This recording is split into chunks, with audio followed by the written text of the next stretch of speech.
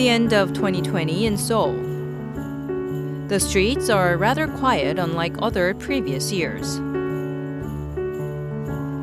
This year has been a constant struggle with COVID-19. With a whole year of direct interaction between peoples and nations on pause, we had to rethink about the true value of being connected.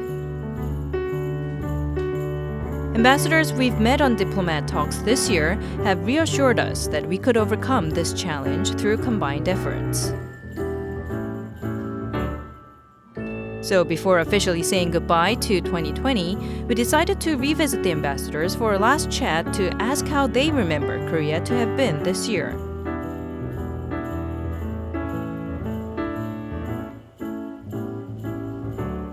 We prepared a special microphone for the occasion.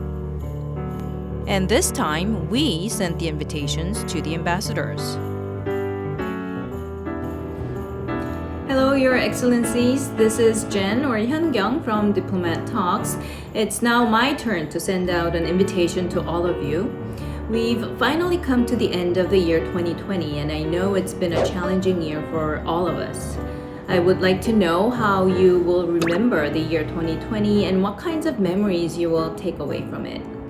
I'm now going to hand over this mic to you, hoping that you will close the last episode of 2020 with us. So please accept my invitation. We now wait for the ambassadors to respond to our video invitation.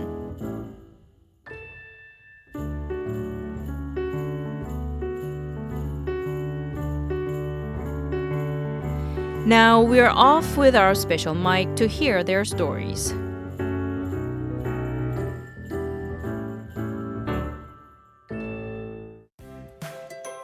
Our mic is off to the streets of Seoul to visit various embassies.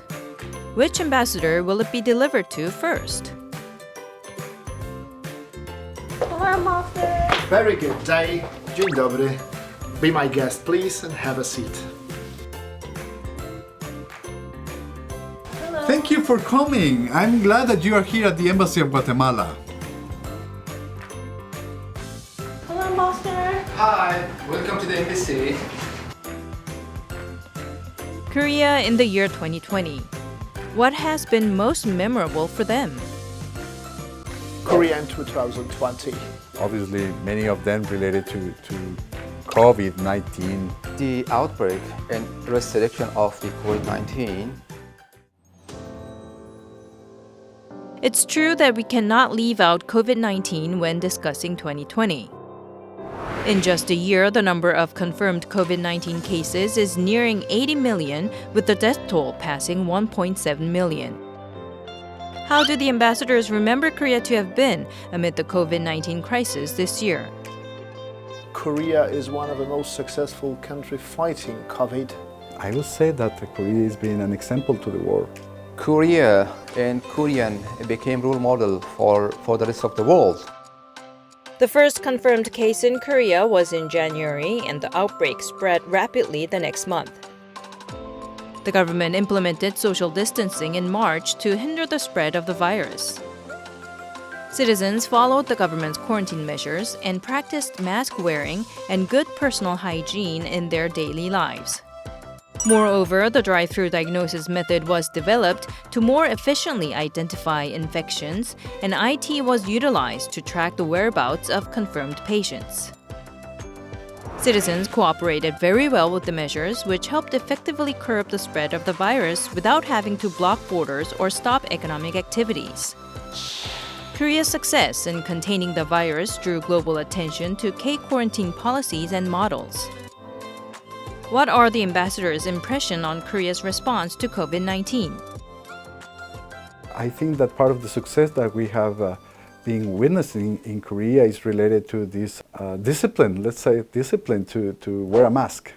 At the beginning, in general, the society is convinced and persuaded of the importance to have this collective responsibility of this situation. I would like to say that that's something that I really admire of this society, and I would say that Korea has been an example to the world. I would like just to mention first really event with COVID. That was Daegu, which was affected by this disease, which indeed, instead of lockdown, was implemented something like a self-discipline of the people. That was a very good experience for all of us. And I was amazed because of a Kim Young University Dongsan Medical Center, which immediately that time offered support, and the 200 beds immediately were taken by people affected by COVID. Daegu was the first place to be hit with COVID-19 in Korea.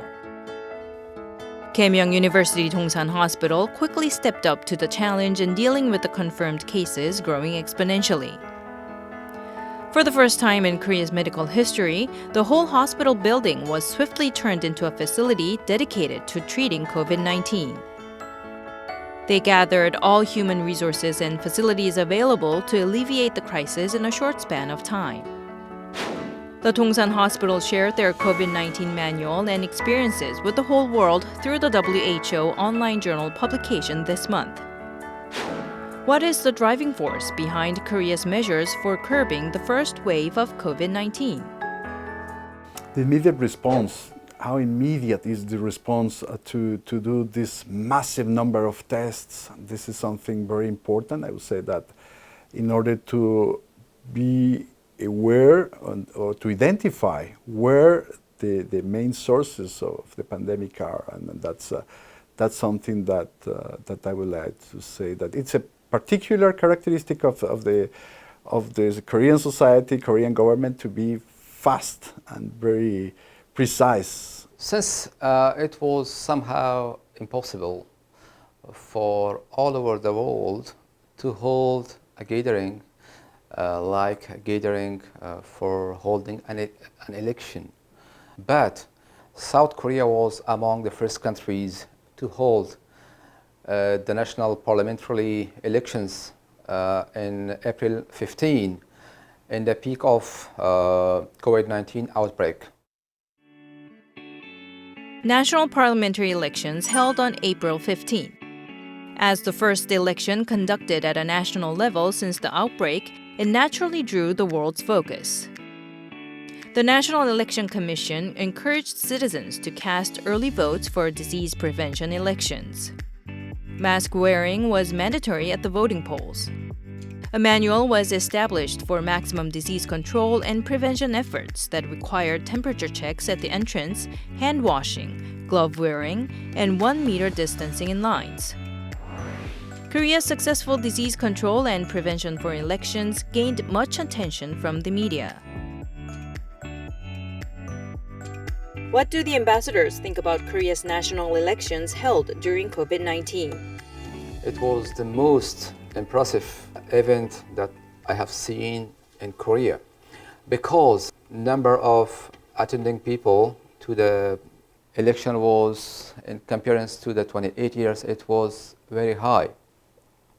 It shows the intention of the people in the government for transferring power through a legitimate and a very successful way. And then Korea became the role model for the rest of the people how to hold the elections despite COVID-19 outbreak. I should rather say Chuseok digitalization. It's the first time in my life when I saw just anything like a celebration of this special Thanksgiving Day, we may say, which was digitalized in case of Zoom or a Google Meet that usually was prepared for families at home. So this is self-discipline again, which should be emphasized. And even to visit graveyards, indeed, people could visit by internet, which is just a very innovative approach. This is important thing is that Korean people learn very, very fast how to behave. Korea has been very generous as well in other fields, especially with providing some help with some kits to have the test of COVID. When you think about difficult moments like COVID, we have to be focused on the human values, and solidarity is among the most important human values that I would recognize in the international relations, particularly in diplomacy. So my gratitude to the people and the government of Korea for this. Our health authorities, they took part in the webinars that was provided by the health authorities of Korea to transfer the experience of Korea, and we are appreciated for this cooperation. COVID-19 brought a message for the people, the message of collaboration, solidarity, cooperation. We should be prepared for such events. We should have plans. What happens if this disease is disease, I don't know how many millions people are affected by, but it might be worse disease. And then the plan, what to do with our economies, how to maneuver with the people, how to run the people, how to persuade the people. This is one of the biggest lessons for all of us. And now the microphone is headed to the next embassy. Which ambassadors will we meet next? This year was the 70th anniversary of the beginning of the Korean War. If you look back, the commemorative events about the 70th year of the start of the Korean War, very impressive. Yes, the year 2020 marked the 70th anniversary of the outbreak of the Korean War. The Korean War started on June 25, 1950. The Korean peninsula was divided into south and north, and it was the most tragic event in Korean history when people of the same nation pointed guns at each other. The war continued until the armistice was signed on July 27, 1953. Even now, the two Koreas are still divided and live with uncertainties amid an ongoing conflict. When the Korean War broke out, many nations sent their military might and medical personnel for support. 22 nations supported the South, and some former communist countries supported the North, with the Korean War turning into the biggest global war since the Second World War. When the Korean War broke out, the Netherlands sent their military troops to South Korea, while Italy dispatched their medical personnel. Many of them gave their lives to fight here for freedom. It was really a devastating moment for the Korean peninsula. 70 years later, South Korea now cooperates closely with the international community to work towards peace. What has the war taught us? When there are difficulties like now, COVID-19, I think solidarity should be the word, should be the guiding principle for all the countries. You cannot win some problems, some challenges alone. And in this regard, I would like to remark that Italy 70 years ago was not part of the United Nations. We could not send any military help, but we sent a hospital. And this hospital moved on the principle of solidarity. I mean, was open to military people, but also civilians. And no matter which side they were on, I mean, was not only open to our allies, but also to the combatants on the other side. Because the principle was that you had to try to cure and save human lives. I think the Netherlands really felt that the Korean authorities did a very impressive job to show their appreciation, their respect to the Dutch veterans. Your government donated the masks to our veterans. That was very much appreciated. And it was too bad that the veterans could not come over this year, but still, we still had some very impressive moments. And especially for the Netherlands, as we had the chairmanship of the UNMCK, the UN Memorial Cemetery in Busan. So we had quite a lot of events taking place there, and it was impressive the way the Korean authorities, the Korean government paid the respect. And I think the ultimate thing was indeed to receive this plaque from your president, showing his appreciation to the Netherlands. That was a very memorial moment for me as well personally. The South Korean government is putting in a lot of efforts to express the utmost respect and appreciation to the war veterans and participating nations for their sacrifices and contributions. In June and July of this year, to commemorate the 70th anniversary of the Korean War, the South Korean government presented a peace plaque of appreciation for the 22 nations that supported South Korea during the war. Ambassadors, why is it important to remember this war today? I think it's very important to show respect. Those people, many of them gave their lives to fight here for freedom. And especially if you see right now where Korea is, how it has developed in a relatively short time, right now being one of the major economies in the world. And for the veterans for them to see that they did not do it in vain, that they made it or they helped this make possible. And also to prevent wars in the future, so it's good to remember it. You don't want to go through that again. Too lightly, sometimes people pronounce this word, war, or they threaten and they think that it's a viable option. The memories of the people that have survived that experience are sometimes frightening. And well, this is important to keep it alive, because if we forget what is really war, that real people die is not numbers or just unknown people. They have families, they have friends, they have mothers, fathers, wives, sons. We should never forget this. This is important to remember.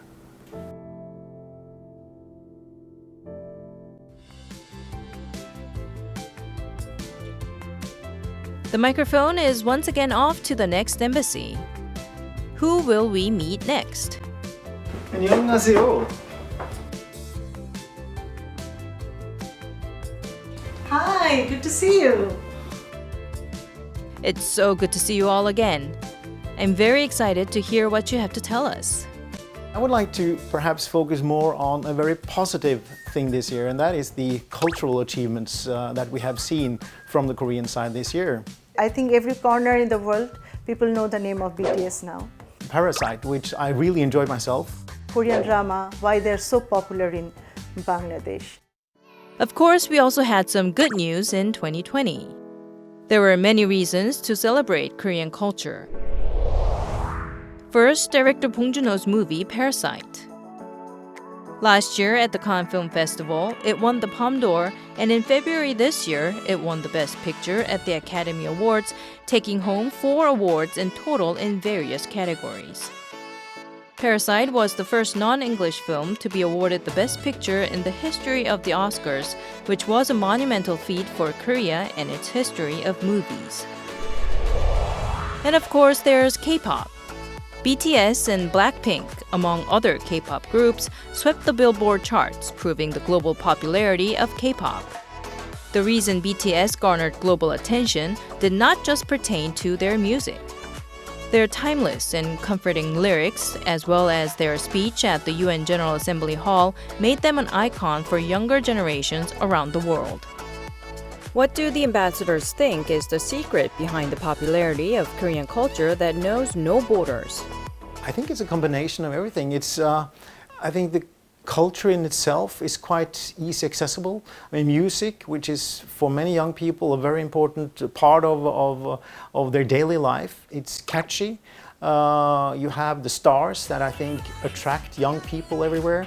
You have the fashion part of it that I think is quite important as well.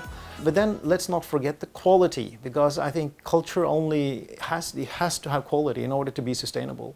And that, I think, Parasite is a very good example of just that. The Kingdom, which I know has been, but these are just examples. I mean, I could mention many more, but it's just a very clear proof that Korean culture holds a very, very high quality. And to be quite honest, I have never been one who would like to look at something or a zombie series like the Kingdom. But with the costumes, the history aspect, the way everything is done in the best possible way, I found it extremely fascinating. I also fall in love with Korean movies and K-dramas after watching Parasite. As an Asian movie, it actually depicted the Asian perspective, their struggle, their lifestyle has been presented in such a beautiful way. There is an article in Bangladesh recently in our leading newspaper saying that Korean drama, why they're so popular in Bangladesh. Storyline is unique. first of all. And people are probably tired of seeing violence and other things. They are actually depicting the daily lives of people, and I think people in Bangladesh, they can identify themselves with that kind of storyline.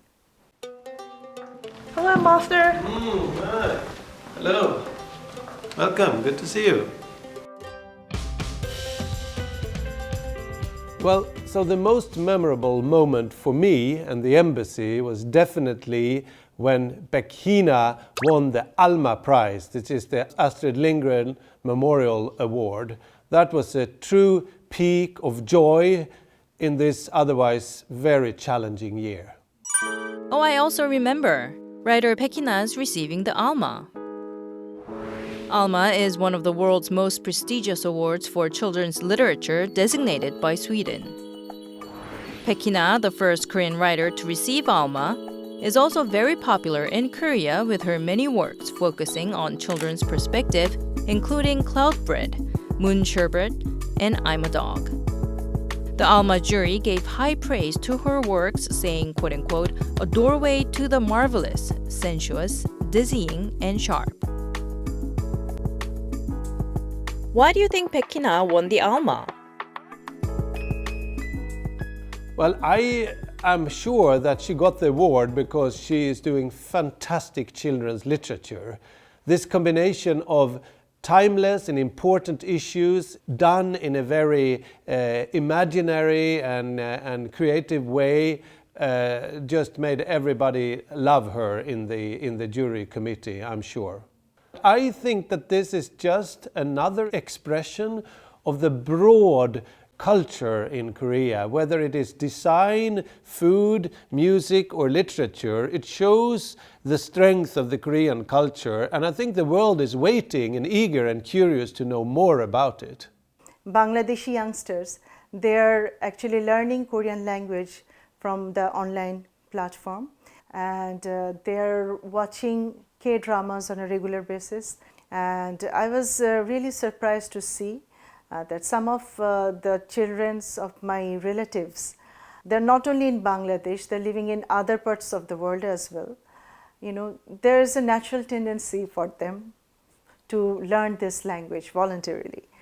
As you know, that being Bangladesh, we have access to culture of other countries, but I didn't actually notice that kind of urge among them.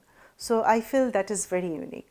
There is so much interesting things coming out of this country, and especially if you live in North America and Europe, much is about China. But then there is also Korea, this small and very innovative country that has made a lot of people very curious about Korea and Korean culture. And I can tell you, among young people, Korean is the most popular Asian language at Stockholm University. That's quite impressive, I think, and it says something about this curiosity that is in the air about Korea. Korean culture is popular in Norway. We even have a high school focusing only on K-pop. They have a K-pop line.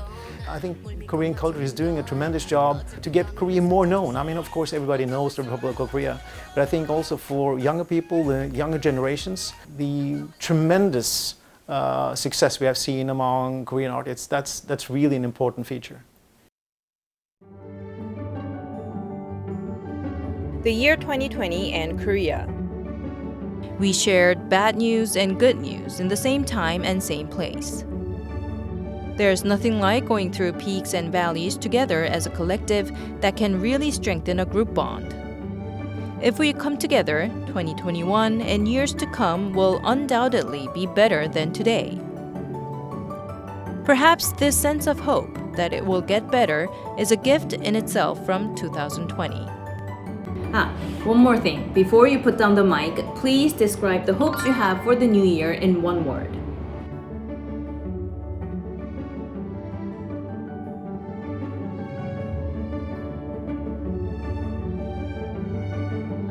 What are the words chosen by the ambassadors that they wish for in 2021?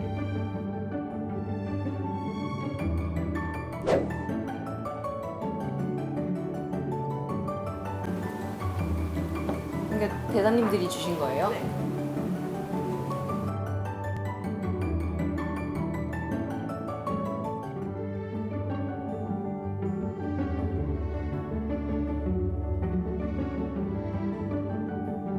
Hope and faith. As long as we are able to have our faith and hope in the future, we will be able to overcome all difficulties. So once you are healthy, everything goes quite smoothly. It is the world, the most wanted phenomena and the most lovely world for Afghans as well as for the rest of the people in the world. Partnership, because we really feel like partners from the past and also for the future. With co-creation, I mean that we can come up with ideas together for a better future. Respect for the people, respect for the environment. We must be able to take a path that leads us to a sustainable development, to a sustainable growth, to a greener planet. I want 2021 for the best of health for everybody and happiness for everyone. Whether we're dealing with the pandemic and in all kinds of challenging situations. And I strongly believe that results come through cooperation. So I think that is my favorite word for 2021. One is hope and the other one is resilience. Well, I think there is a strong hope that this pandemic will soon be behind us for the reasons that we all know, treatment and vaccine, etc.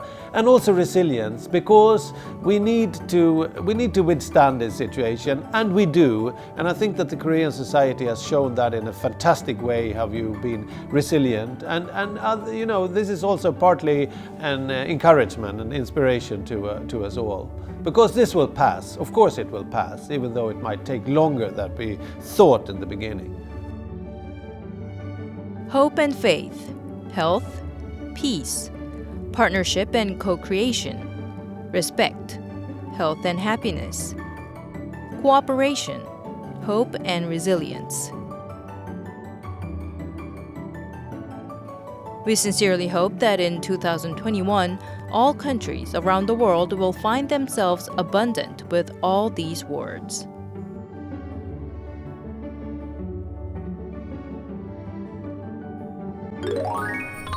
How do you say Happy New Year in your country? Szczęśliwego Nowego Roku. Feliz Año Nuevo. Feliz Año Nuevo. Happy New Year, শুভ নববর্ষ. نوع کال مبارک شه، سال نو شما مبارک. Gott nytt år! Gelukkig nieuwjaar. It's very short. Happy New Year in Norwegian would be Godt nytt år. E felice anno nuovo.